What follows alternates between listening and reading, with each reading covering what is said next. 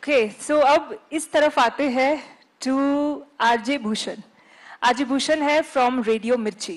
भूषण जी, मराठीत आपण बोलू शकतो पण हो जसं पण. येस, नाही अर्थातच मराठीत बोलणार आहे. सर, सगळ्या रेडिओच्या हिरो मध्ये महाराष्ट्राचे खरे हिरो तुम्ही बसलेला आहात. सगळ्या one round of applause. Yes, नाही, ते म्हणण्याचं विशिष्ट कारण आहे, गेल्या 6 महिन्यात 1,16,000 कोटीची इन्व्हेस्टमेंट त्यांनी आणली आहे आणि महाराष्ट्राला एका वेगळ्या समृद्धीच्या पथावरती नेलंय. त्यामुळे ते आमचे खरे हिरो आहेत. सर, तुमच्या या हिरोगिरीची सुरुवात कॉलेजमध्ये तुम्ही असताना मॉडेल म्हणून झाली आणि आम्ही असे ऐकलंय की मॉडेलिंग सोबत तुम्हाला लिहिण्याचाही छंद आहे. तुम्ही गीतकार किंवा कवी सुद्धा आहात. तर पहिले काय लिहिलं होतं ते या निमित्ताने आठवतंय का? पहिल्यांदा तर सांगतो की मॉडेलिंग हा ऍक्सिडेंट होता. माझ्या मित्राने माझ्यासोबत केलेला प्रँक होता, पण तो चालला त्यावेळी आणि मी सुदैवाने वाचलो. पण त्याच्यानंतर मी कधीच हिंमत केली नाही.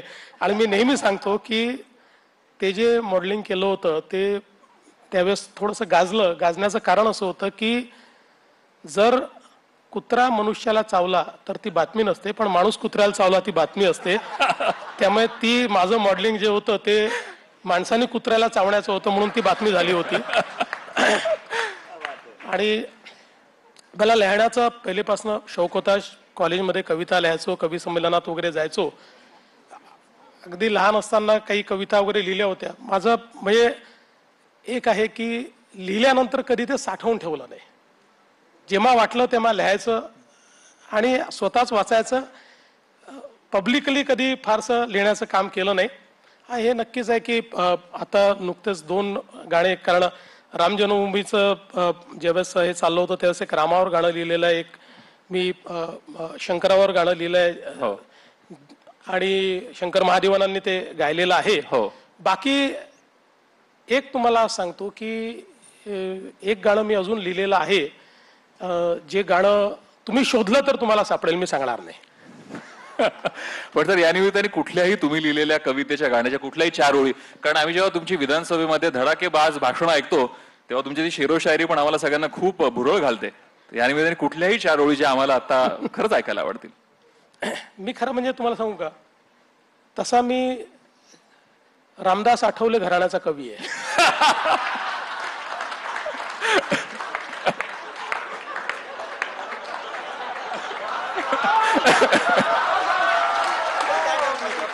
आम्हाला शीघ्र कविताही चालेल, हरकत नाही.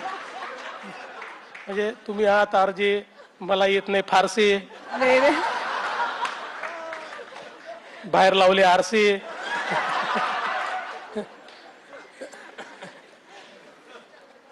एक कविता लिहिली होती, मला आठवली तर म्हणतो ती. तुम्ही म्हणता माझ्या कवितेला अर्थ नसतो, तुम्ही म्हणता माझ्या कवितेला अर्थ नसतो, नसे ना का अर्थ, अनर्थ तर असतो. वा वा, क्या बात आहे, क्या बात आहे. अरे तुम्ही काय कविता कराल, पण आणि किंवा परंतु अशा अर्थपूर्ण शब्दांचा निरर्थक शाब्दिक गुंता म्हणजे कविता नव्हे. पण आणि किंवा परंतु अशा अर्थपूर्ण शब्दांचा निरर्थक शाब्दिक गुंता म्हणजे कविता नव्हे. कविता म्हणजे जी मनाला छेदून गेली पाहिजे, हृदयाला भेदून गेली पाहिजे आणि डोक्याच्या वरून गेली पाहिजे. क्या बात आहे, क्या बात आहे. वा वा, सुपर सर, थँक्यू. ओके, आणि आता नंतर we have RJ Sapna from Ishq FM. Hello everybody. सबसे पहले बहुत बहुत शुक्रिया, इतना खूबसूरत ये प्रोग्राम आयोजित किया महाराष्ट्र गवर्नमेंट ने. रेडियो हो, म्यूजिक हो, ये बहुत खूबसूरत इमोशन है सर, और इस इमोशन के बगैर मुझे नहीं लगता हमारी जिंदगी आगे चल सकती है. और इसीलिए आज इतना इमोशनल मोमेंट भी हमें आज रेडियो और म्यूजिक के जरिए यहाँ पर मिला है. Very big opportunity sir to be here with you and sharing this emotion. Sir, हम जब पॉलिटिशियंस को देखते हैं ना तो लगता है बहुत खड़ूस हैं ये, मतलब ये शायद म्यूजिक नहीं सुनते होंगे, पता नहीं क्यों ऐसा लगता है ना.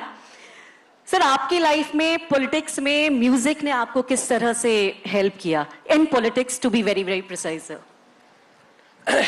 देखिए, पहली बात तो यह है कि म्यूजिक जो है वो हमारी संवेदनाओं को जीवित रखता है.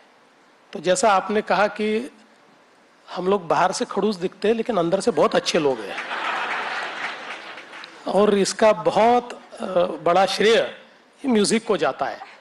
और देखिए आजकल तो ऐसा है कि आप देखेंगे तो हम जितने पॉलिटिशियन हैं दिन भर में 10 रील बनाते हैं और हर रील में एक गाना होता है। That was So something. the music is helping us promoting ourselves. रोज 10 गाने हम प्रमोट करते हैं और 10 गाने हमको प्रमोट कर रहे हैं। Thank you, sir. Thank you, thank you. Sir आपकी लाइफ में मैंने सुना कि आप लिरिसिस्ट भी रहे हैं, आपने लिरिक्स भी लिखे हैं, तो आपका सबसे पहला इश्क जो आपने फील किया म्यूजिक से वो कब हुआ था आपको? नहीं, म्यूजिक से तो देखिए जब कॉलेज में थे तभी से म्यूजिक से बड़ा लगाव रहा है। और मेरी मतलब लाइफ का सबसे बड़ी मेरी ट्रेजेडी ये रही कि मुझे गाने बहुत याद है और सुर में मैं एक भी नहीं गा सकता, तो इसलिए छुप छुप के गाना ये मुझे बड़ा पसंद है। तो मैं ये करता हूँ कि गाने को फुल वॉल्यूम पे लगाता हूँ और फिर उसके साथ गाता हूँ, तो अपना बेसुरापन उस सुर में मिल जाता है और अपने को लगता है कि हम भी इस सुर में गा रहे हैं। सर एक हो जाए, बिकॉज पब्लिक रिक्वेस्ट यहाँ पर आ रही है, एक